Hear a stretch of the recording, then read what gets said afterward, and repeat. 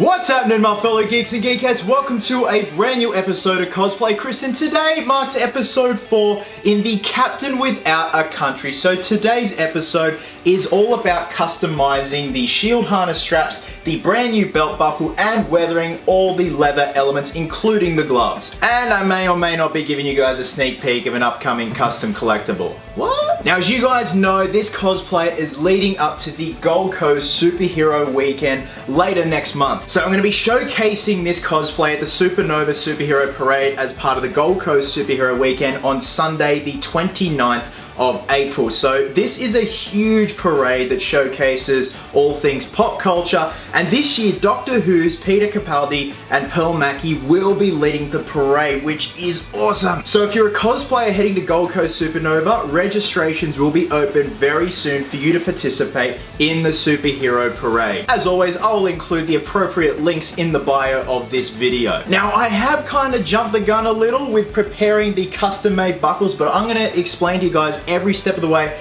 of how these came to be. So today's episode is basically about taking molds and casting up these masters right here. This is the original belt buckle that came with the suit. It's, you know, it's not much to look at, and also keeping in mind that Chris Evans's belt buckle on his Infinity War suit has drastically changed to this. So let's get the light there, give you guys a really good idea of how this came to. And as you can see right there, we also have the brand new shield harness straps. Now, in terms of how I did the belt buckle, I did a two-dimensional drawing on some grid paper. I then made it layered, so all these pieces could be laser cut individually, stacked on top of each other to look like the belt buckle. I then sent those drawings off to Miles, you guys know as Flux Electronics. He drew them up in a two-dimensional form, then a three-dimensional form, put them into his laser cutter, cut them out in acrylic. I then glued them together and glued them down to this MDF base. As for the shield harness, I also drew that by hand on some grid paper with a protractor kit. I cut these out by hand. I wanted to see how I go cutting them out by hand. They turned out fine. And as far as I'm concerned, these are good for masters. So the clips here are way too oversized. So I upgraded, or in this case downgraded, to something a lot more smaller that will slot inside the new shield harness buckles. So our next step is we have to build some barrier walls up around the pieces themselves. We're then going to get some pinky seal silicone and make two very simple block molds. I'm then going to be brushing metallic powder into the mold, and we're going to be casting these in flexible urethane. So when we mount the belt buckle onto the belt strap here, or the shield harness pieces onto the shield harness, they're going to flex with the leather. Now, before we permanently mount them, we're going to go in and weather and sandpaper and just rough back all the leather pieces. I also do have to do some custom work to these pouches here, make them a bit more streamlined to the actual belt themselves. If you look at the screen used suit, the pouches are quite flat and it looks as if they're pretty much empty. Now, before I pour any silicone or put any of the barrier walls up, I am going to spray this whole piece with some grey primer from Rust-Oleum just to seal it all up, just to get rid of any dirt, just so we have a nice clean surface for that silicone to pour onto. This is a pretty fiddly episode, but it's going to be a fun one. So with that being said, let's get to it.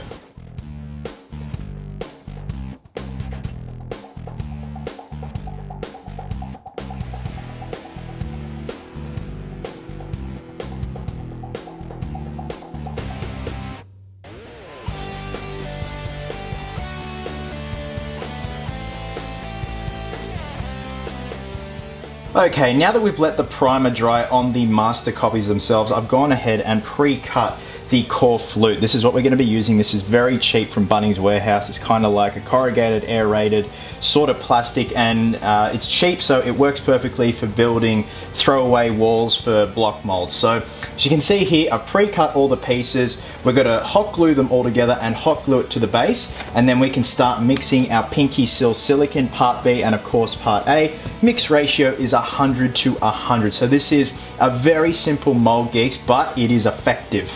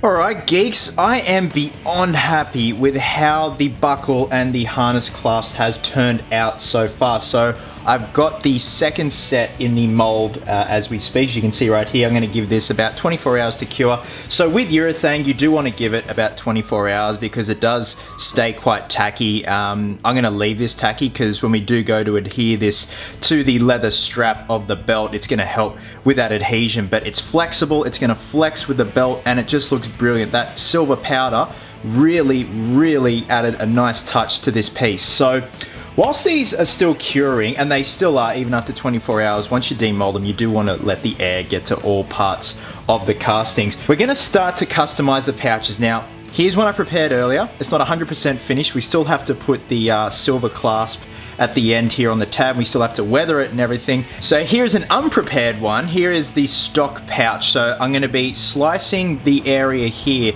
I'm going to be folding it over on itself so it kind of smooshes down and lays flush against the back of the pouch. Still got to figure out what I'm going to do for the metal looking clasps at the end. It may just be taping off that area and putting some Model Masters chrome on the end there. If not, it may be aluminium tape. I've still got to do some experimenting, but for the most part, this is the biggest job of the pouches. It's not really that big, but you know, as long as I get it out of the way, and then we can get to detailing and weathering all the leather.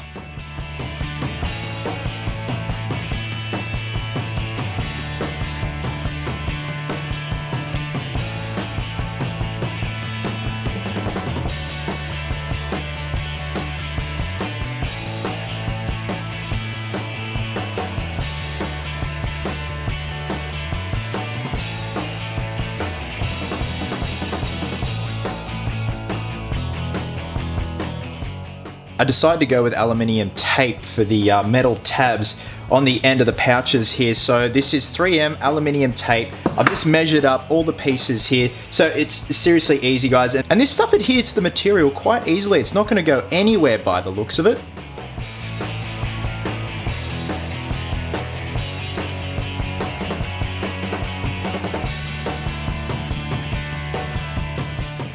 Alright geeks, with all the pouches done, it's now time to move on to the weathering and the distressing of the belt and the shield harness and also the gloves. So it's nothing really drastic, it's just getting some rough grit sandpaper and we're just going to start to rough up the edges here. I'm not going to touch this material here with the sandpaper because this stuff has a tendency to fray.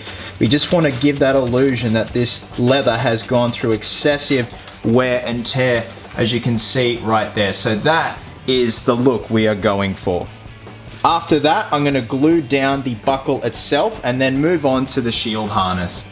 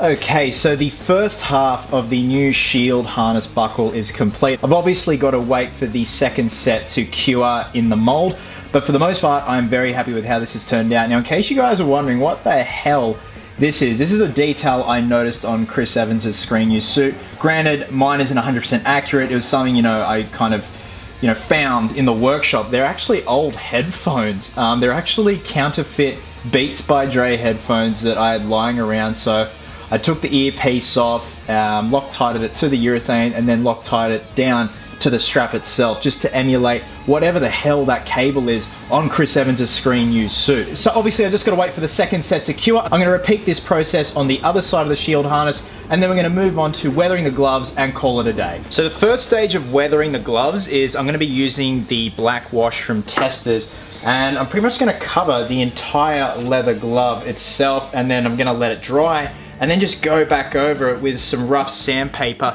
just to give it that nice texture, and also keeping in mind that the leather gloves on the screen used suit are quite dark as is, so this is just a bit too light for my liking, and as you can see already what a difference it makes already. I'm just going to add some soil stains to the palm top here and just give it a bit of texture.